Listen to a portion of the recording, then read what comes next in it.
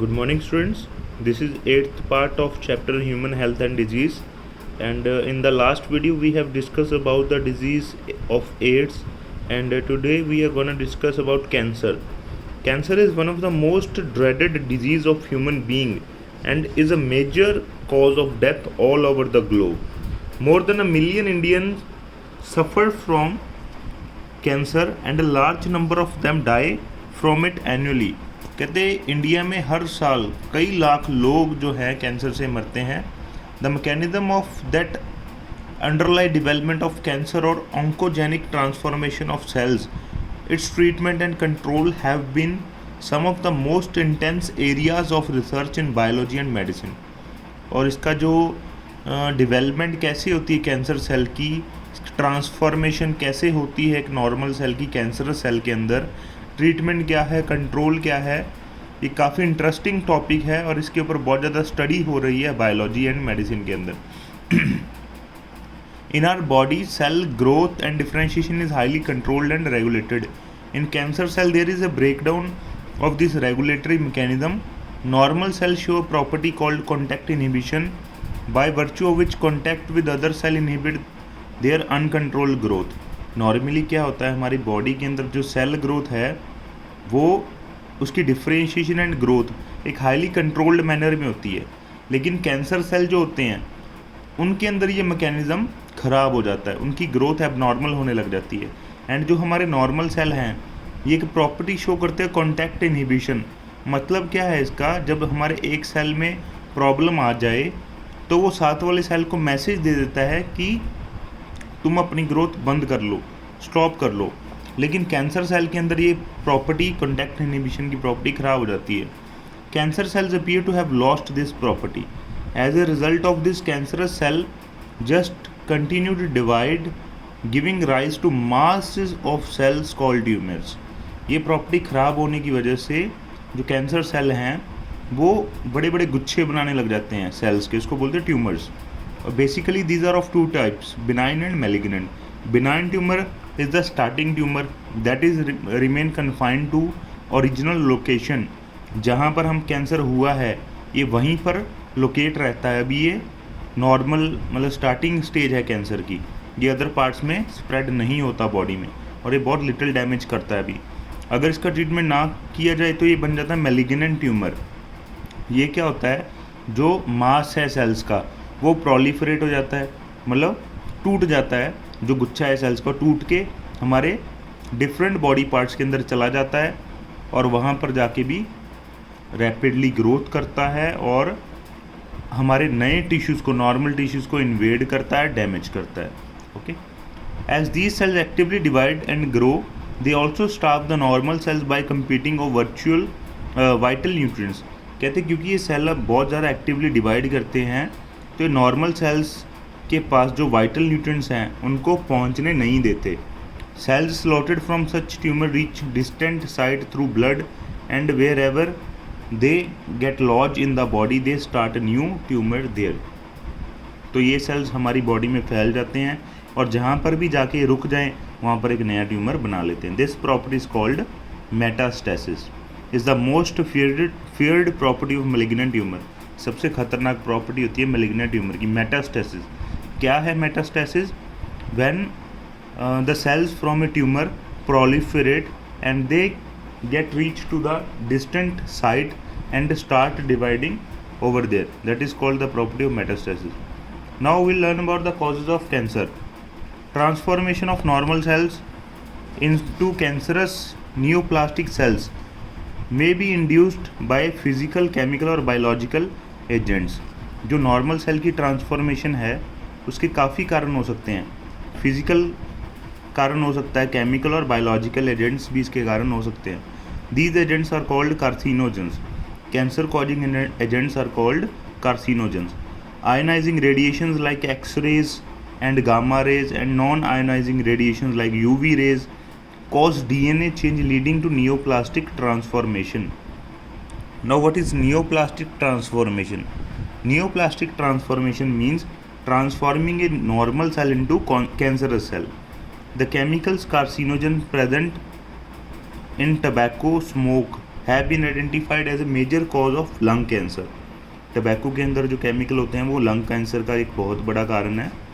And cancer causing viruses are called oncogenic viruses, have genes called viral oncogenes.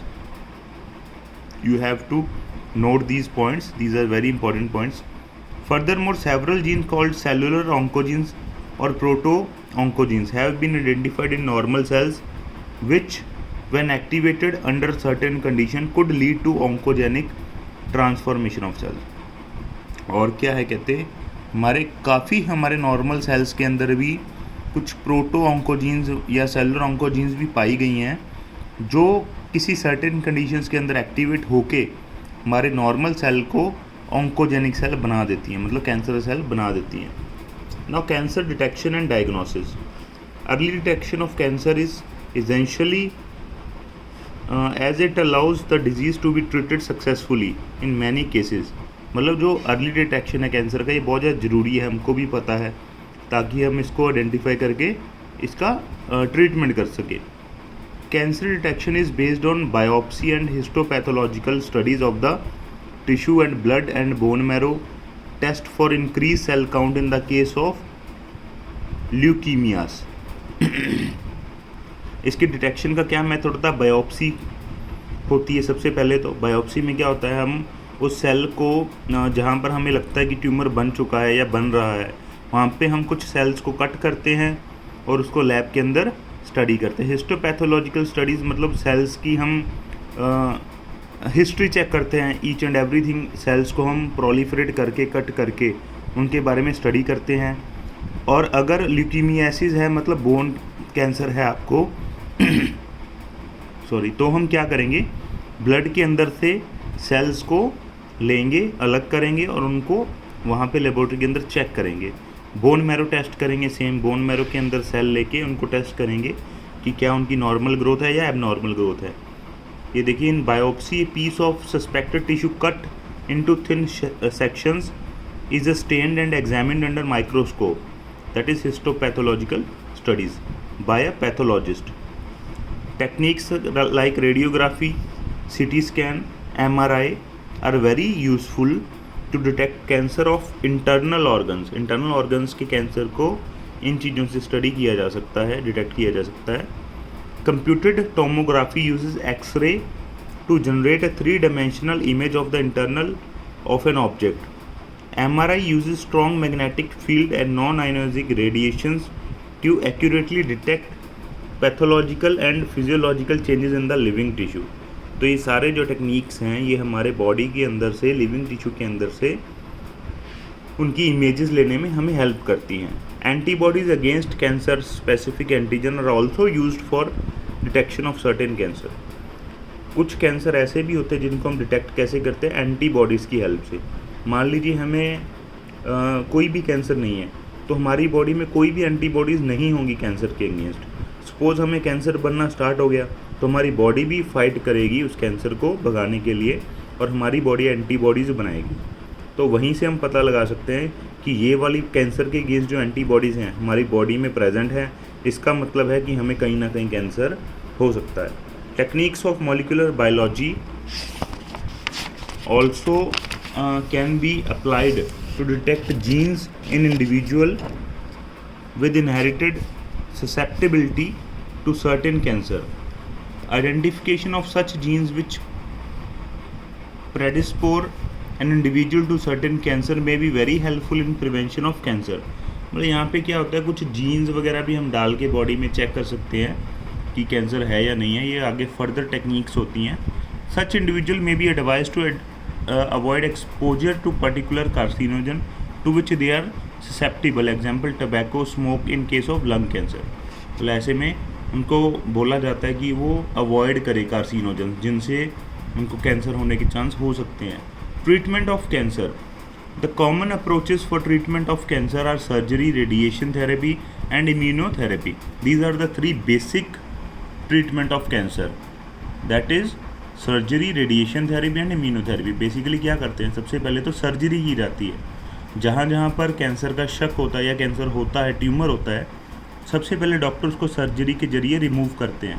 Then क्या करते हैं, radiation therapy देते हैं, मतलब उस पार्ट के ऊपर रेडिएशंस डाली जाती हैं ताकि उसको सेल्स को जड़ से ख़त्म किया जा सके।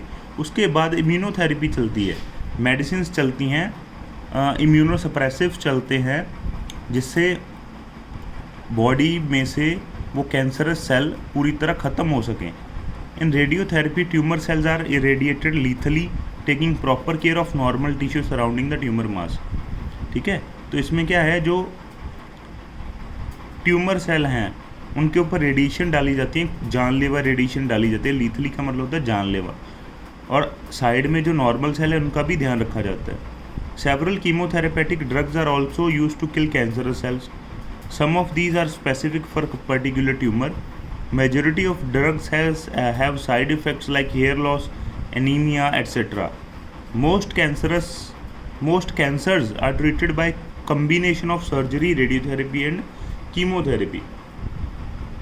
कीमोथेरेपी भी एक तरह का ट्रीटमेंट है कैंसर को ठीक करने में। कीमोथेरेपी में क्या होता है, वो गर्म पट्टियाँ वगैरह की जाती हैं जिससे जो सेल्स है ताकि वो डाई हो सकें। Tumour cell have been shown to avoid detection and destruction by immune system. Therefore the patients are given substances called biological response modifier such as alpha interferon which activate the immune system and help in destroying the tumour. कहते हैं हमारी body का जो immune system है अगर वही काम करे तो वो सबसे बेस्ट है। तो इसीलिए कई बार हम कुछ पर्सन्स को अल्फ़ा इंट्रॉन जैसे कुछ सब्सटेंसेस भी देते हैं, जिससे क्या होता है, हमारा नॉर्मल जो इम्यून सिस्टम है वो वर्क करने लग जाता है, ट्यूमर को डिस्ट्रॉय करने में हेल्प करता है। और ये काफ़ी अच्छा मेथड भी रहता है क्योंकि इससे हमारी बॉडी खुद ही फाइट करती है और जो दवाइयों का, जो मेडिसिन का लॉस है वो बहुत ही कम रह जाता है। Okay, so this is all about cancer. इसमें मेन बात आपने ये ध्यान रखनी है कि जो नॉर्मली मतलब कैंसर का ट्रीटमेंट होता है उसमें कम्बिनेशन ऑफ थेरेपीज होता है, जैसे कि सबसे पहले सर्जरी की जाती है, फिर रेडियोथेरेपी से सेल निकाले जाते हैं और फिर कीमोथेरेपी चलती है लॉन्ग टाइम के लिए।